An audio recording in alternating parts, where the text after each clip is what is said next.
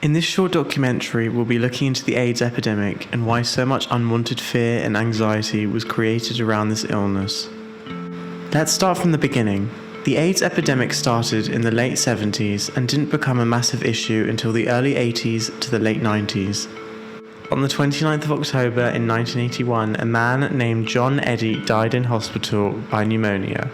What people didn't realise was the fact that this type of pneumonia was caused by the deadly virus AIDS. It would be later recognised that he was the first person to die of another illness caused by AIDS. But in 1982, a man named Terence Higgins died at the age of 37 at St Thomas's Hospital in London by AIDS. He is known as one of the first people in the UK to die solely by an AIDS-related illness. In July 1983, around 14 cases of AIDS was reported in the UK. Most of the people who were infected were gay, but some were drug users. But the other cases were people who were receiving treatment for haemophilia, which is a rare condition that affects the blood's ability to clot. After just a couple of months, the number rose to 24, which included both men and women with haemophilia.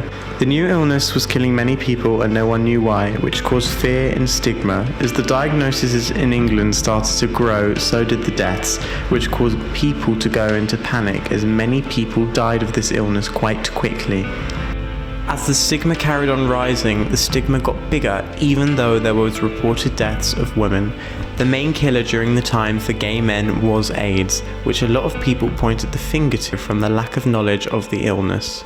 With this fear and also the dread of getting infections from this new illness, even the nurses who cared for these patients were reported to wear 2 sets of gloves, masks, and also burn the bed sheets after use. No one wanted to be around people who had AIDS, as everyone thought that they could catch it, as during this time no one was educated enough to understand that you couldn't catch AIDS by simply breathing in the air or such. By the end of 1984, the cases of AIDS became higher, with now 108 cases in the UK and already 46 deaths.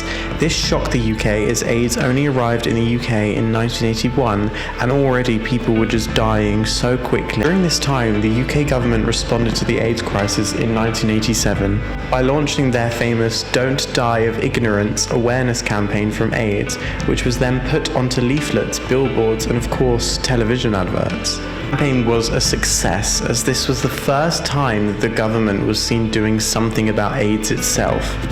Even though this campaign was somewhat seen as a win for the government, many people still thought this advert put the fear into the public eye due to it relying solely on the subject of death and chaos. This proved a disadvantage as it ceased to help people who were still at risk. Even though the government did respond to the AIDS crisis by putting out this campaign, many people believed this wasn't enough as people were still dying and nothing was getting done about it. All people could do is wait until they die to find out if they had the disease because AIDS was associated with instant death. Margaret Thatcher herself opposed of the idea of public health warnings about the AIDS crisis, as she thought these awareness campaigns would make people experiment in risky sex, which is completely wrong in itself, as the whole point of these adverts was to warn people about AIDS itself and how not to contract it. But with this new campaign, they even had posters in King's Cross Station as the government tried to warn people about AIDS. And even though these campaigns came out, nothing changed. People were still dying and it looked like the government wasn't going to stress about it anymore. But in April of 1987, at the peak of the AIDS epidemic, while people were still dying and even though there was some awareness of AIDS, there was still fear circulating about the topic. Princess Diana opened the UK's first HIV and AIDS unit at Middlesex Hospital in London. This ward was exclusively made to help care for patients who had the virus. This was the first time that patients actually seemed to be getting better care, rather than them just being isolated alone. Because of the amount of stigma, fear and prejudice that was created because of the way people reacted when AIDS first became a thing, Princess Diana decided to shake a patient's hand who had AIDS to show the media that you couldn't get AIDS by simply touching someone. She did this to show that AIDS was an illness that needed understanding and not fear or stigma. But I now want to understand how it was like living through this epidemic. So that's why I decided to interview a person who had lived through the AIDS epidemic to tell me and how it was really through her eyes. What was it like living through the AIDS epidemic? It was a really scary time, and it was really everything was, it was really blown out of proportion. It was, there were stories every day in the press about, and it was very much centred at the time on gay people. So it was quite homophobic, and gay people had just gained rights and had just got some sort of, equality. And it seemed to really, obviously, it was a time when people became frightened and, really felt that, that gay people were spreading a plague. So it was a really, really kind of negative time for gay people at that time, especially gay men. The public reaction.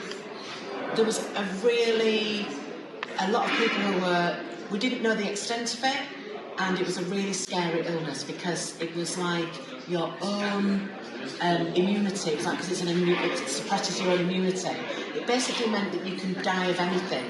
So you could die of, illnesses that would not normally kill you because you didn't have any resistance. So it was deeply scary. People were getting cancers that people hadn't heard of, very rare things. And to begin with, people didn't really know to the extent of how it could be spread. And I worked somewhere where they had this, a gay man work with us, and nothing was said, nothing was sort of like, but it was all, when he went to the kitchen to make a cup of tea, he went, oh, that's Phil's cup. Do you know what I mean? So they were like, as if, don't use that cup because Phil's used it and you could get AIDS. And it was like in that sort of micro stuff that it was really creepy and weird, and obviously then we knew a bit more about it and people realised that they couldn't get AIDS from just casual contact. It had to be from body fluids, from blood. And so as we got more information, it became less, but it was still a really, really scary illness because you died. It was a death sentence. Stigma in the UK about AIDS. Yeah, definitely. I think definitely because I think it stuck in a way. It never really. Obviously, people who weren't gay, heterosexual people, did get AIDS, but not in the same.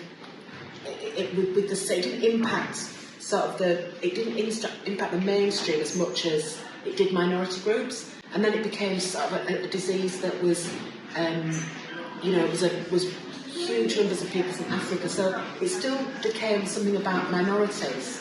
So I think it definitely, it was definitely impacted sort of people, and there's definitely a stigma still attached to it. But now it's because there are drugs and things that can actually, it's amazing that, people can survive now with it.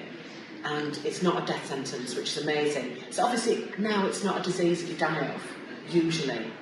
But I must say, it's, I knew people who just fell short of the times when the drugs came in. So the drugs came in 1 year, and people would have died like the year before.